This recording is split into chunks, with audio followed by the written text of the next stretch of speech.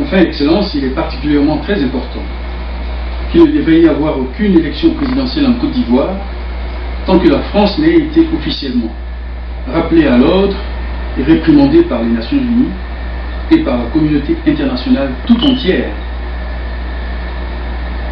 jugée responsable des conséquences de la guerre qu'elle a incitée en Côte d'Ivoire pour maintenir une main mise injustifiée sur l'économie du pays afin de perpétuer ses influences manipulatrices et impérialistes sur ces anciennes colonies africaines devenues depuis plus de 40 ans indépendantes. Un pays indépendant se doit de jouir de son indépendance et sa souveraineté. La France doit être condamnée à payer les frais de la guerre inutile dans laquelle elle a plongé la Côte d'Ivoire, faisant inutilement souffrir de nombreux innocents ivoiriens et leurs hôtes pendant ces 7 dernières années. Plongeant ainsi la Côte d'Ivoire dans un état de léthargie, de délabrement total et de pauvreté accrue. Tout cela a été fait dans un but avéré de déstabilisation. Et c'est du jamais vu en Côte d'Ivoire, du jamais vu dans l'histoire de la Côte d'Ivoire. Et la France le sait très bien. Excellence, permettez-moi de faire cette digression comme Moïse dans la Bible. Moïse est mort. Le diable avait envoyé son ange pour prendre son corps.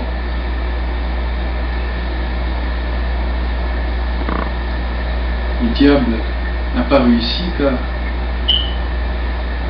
Dieu a envoyé un ange pour dire que Dieu est contre vous. Ne touchez pas ce corps. Dieu est contre vous. Vous savez, Excellence, c'est après le décès du président de la République, Houphouët-Boigny, que les gens ont trouvé juste le bon de venir déstabiliser la Côte d'Ivoire sans accaparer.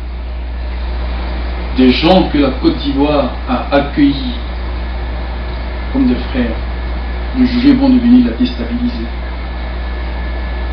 Ça ne se passera jamais en Côte d'Ivoire. La France doit être exclue jusqu'à nouvel ordre de toutes les sessions du Conseil de sécurité se rapportant à la Côte d'Ivoire. Je vous expliquerai pourquoi. Pour cause, la France avait un accord de sécurité et de défense avec la Côte d'Ivoire pour défendre la Côte d'Ivoire en cas d'agression. Lorsque les rebelles ont attaqué la Côte d'Ivoire, les militaires français postés en Côte d'Ivoire n'ont pas honoré l'accord de sécurité et de défense. Ils se sont enfuis pour ne revenir qu'avec un mandat du Conseil de sécurité leur donnant le droit de garder et de protéger les rebelles. Puis les Français en ont profité pour rallonger cette crise dans l'espoir inique de relancer le coup d'État échoué du 19 septembre 2002. En effet, les tireurs d'élite français avaient même pris place sur le toit de l'hôtel Ivoire situé à quelques mètres de la résidence présidentielle dans une tentative vicieuse d'assassiner le président démocratiquement élu de la Côte d'Ivoire. En voici les preuves. Ça, c'est le certificat d'aptitude au tir d'un des tireurs d'élite français. Ces informations ont été recueillies le même jour au 6e étage et autres de l'hôtel Ivoire. Les ordinateurs ont été récupérés. Le plan stratégique de l'assassinat a été aussi saisi. Le nom de toutes les cibles de la France était aussi listé sur l'ordinateur. La Côte d'Ivoire est un pays indépendant. On ne vient pas assassiner les gens comme ça et s'en tirer facilement. Non. Non. Voici ce qu'ils ont fait. Excellence.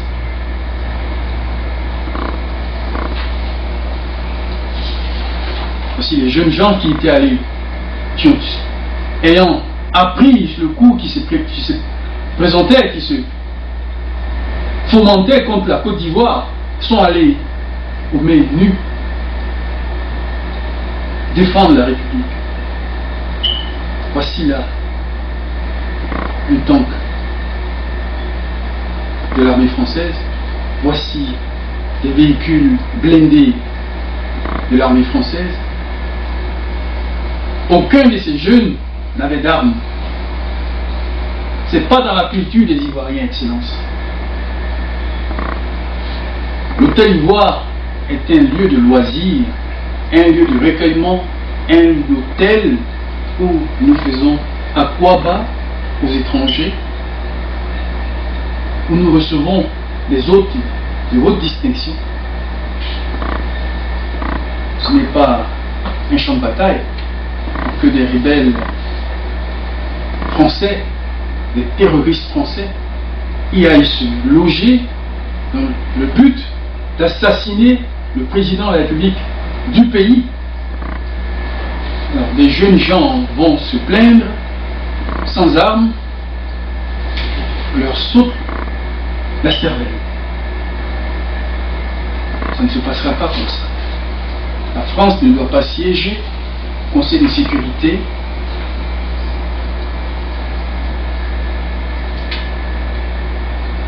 Ne doit pas siéger aux réunions relatives aux affaires de la Côte d'Ivoire.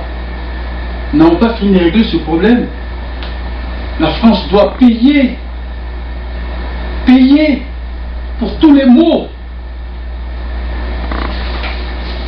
Excellence, Monsieur le Président, Monsieur le Secrétaire Général, quand il y a instabilité, voici ce qui se passe. Quand on parle du Rwanda, voici ce qui se passe. On n'est pas habitué à ça.